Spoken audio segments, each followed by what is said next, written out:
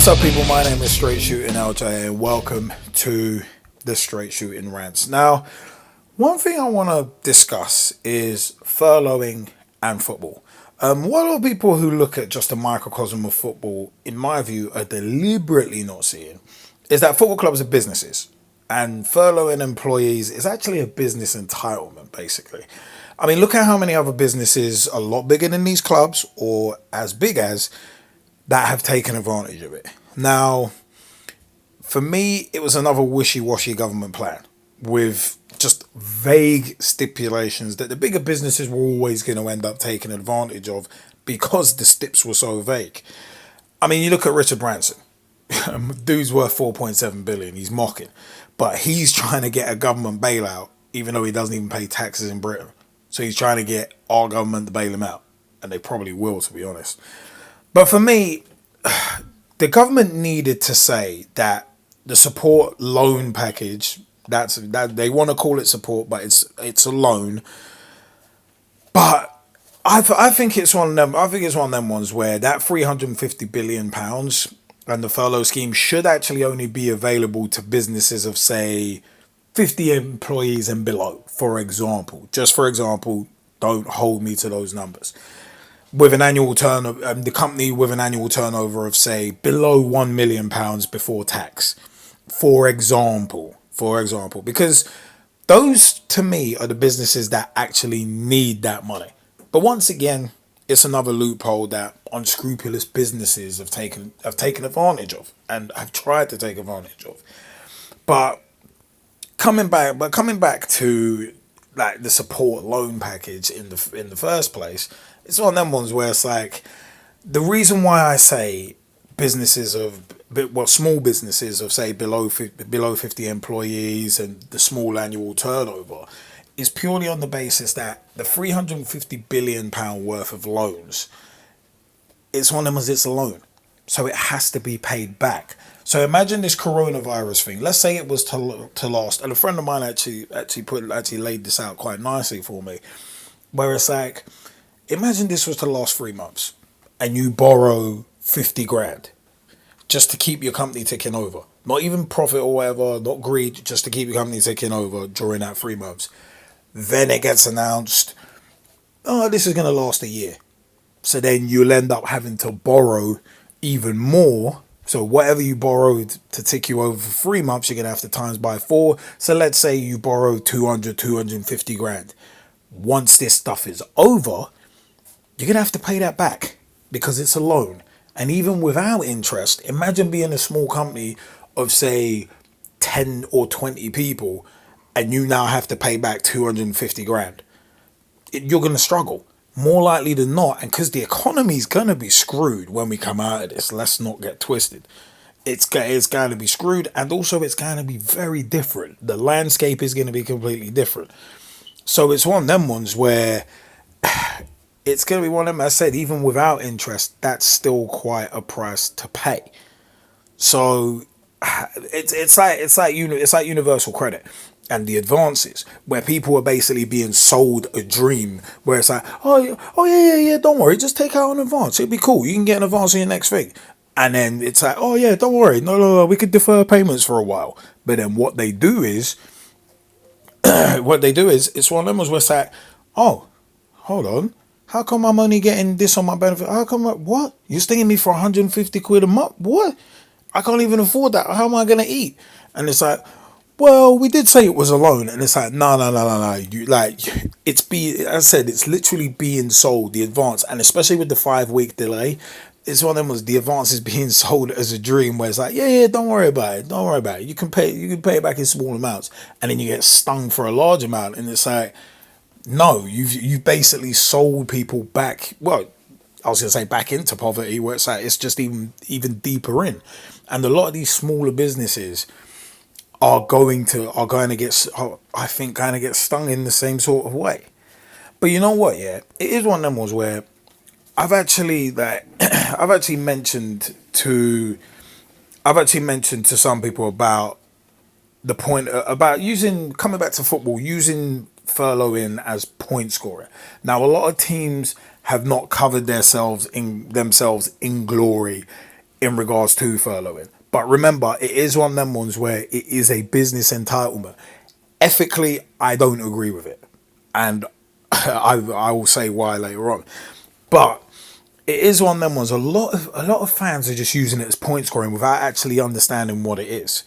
But then, as said, Richard Branson is worth 4.7 billion, and he's trying to and he's trying to get government money and get a bailout and get grants. But then people are missing that because they're too busy looking at the microcosm of football to realize that, bear in mind, Branson on his own is worth the latest Premier League deal, which was 4.45 billion estimated. So it's one of was for a guy like that to try and get government grants, he's mocking. But as I said, unfortunately, just like the general elections this past December, people are looking at the microcosm and missing the bigger picture. Now, for me, when the restrictions are lifted, a few companies who've laid off staff, because some companies have just been like, no, we're not going to survive laying off. A few companies who've laid off staff will actually realise that it would have been better to furlough staff and basically keep staff on ice rather than start again and have to retrain people. Because remember, with furloughing, I look at it as at least it guarantees people 80% of their wages. And that's obviously coming from the government, not those businesses. So that could be critical in helping, especially the smaller businesses that need it to keep going. I mean, you look at it. Some little, some little, say, food stall in the middle of Shoreditch. They're gonna have to furlough if not get rid of people, because they can't afford to like just cease trading for a couple of months. They clearly can't afford it. So it's one of them ones where it's like it's an interesting one, but I mean, for me, that's why companies are furloughing, because it eases the pressure on the payroll and enables companies to keep staff on. I mean, I said, bear in mind, there are actually some companies not topping up the 20%. But the fact is, this is temporary. It's supposed to be for 3 months, but it's probably going to be longer. The way the coronavirus thing has been handled by this Conservative government has been an absolute cluster. But that's a different argument. But for me, the terms of furloughing, by and large, it's basically a no compete clause.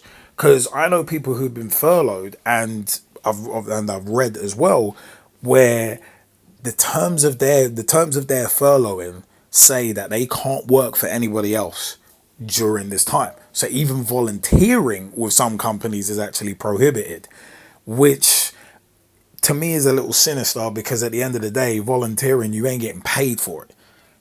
So it's one of them ones, it's mockage. But at the end of the day, you are still under contract to a certain company. And imagine it, I can understand it, because imagine if you get ill, whilst you're furloughed, then obviously the company you're going back to will have to pay you sick pay. So it's kind of, but there are loopholes within that where you could have a special code where it's like, right, this is a coronavirus thing. All right, we need it back from the government. So there are loopholes around it. But even so, volunteering, you're not earning any money anyway. But I just look at it also as well. It's not as if you're working in, say, it's not as if you're in football or you're in pro wrestling where you can get injured and that could end your career. I mean, I can understand no compete clauses there, where it's like, whilst you're furloughed, stay at home, don't do anything, keep yourself safe, keep yourself healthy. I can understand that if it was in a contact sport. Because at the end of the day, let's say you go out and play for an amateur league side, for instance, if you're a professional footballer, and then you get injured during that game, then obviously your pro club now that you play for has to absorb that liability. And if your career's ended, then obviously they lose they lose a lot with that. See Dean Ashton as an example. But obviously he was on England duty, but the point remains. But it is one of them ones where, I mean, I look at it as, if companies are going to make someone redundant, then they're just going to do it, and there would be no need to furlough. And there was a discussion with a friend of mine and someone online about, if companies are going to make someone redundant, they're going to furlough them. And it's like, well, no, that's a lot of extra hassle to keep someone on the payroll and then get rid of them. And it's like you don't even know whether or not you're gonna need them or not. So it's like that's a lot of extra hassle just to furlough them and all that. But it's one of them ones where it's like the furloughing scheme, from what I've been told from a friend of mine who's actually used it. It's one of them ones where it actually involves a lot of work to get set up, and it's not as simple as it's made out to be.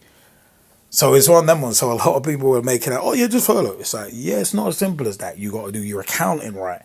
You got to make sure. You got to make sure that people agree to be furloughed as well. That's another thing, because it is, as a friend of mine has said, it is optional. So it's one of them ones. I mean, you can get furloughed, you can walk away, you can do whatever, but it is one of them ones where, coming back to again football clubs, I think a lot of football clubs are being unfairly chastised for taking advantage of something which is a business opportunity. And a lot of people, as per usual, are looking at that microcosm and not looking at those who are creating the system to be taken advantage of in the first place. As said, this Conservative government have botched a hell of a lot. And the furloughing scheme and all that, it's a case of there are so many loopholes in it. Of course, big businesses, not that I agree with it, not that I'm saying it's right, I'm just saying it is. But it's one of them ones. A lot of big businesses, as said, Richard Branson specifically, who's worth £4.7 billion just on his own, him trying, and he doesn't even pay taxes. It's even worse. He doesn't even pay taxes, but he wants taxpayers' money to bail him out.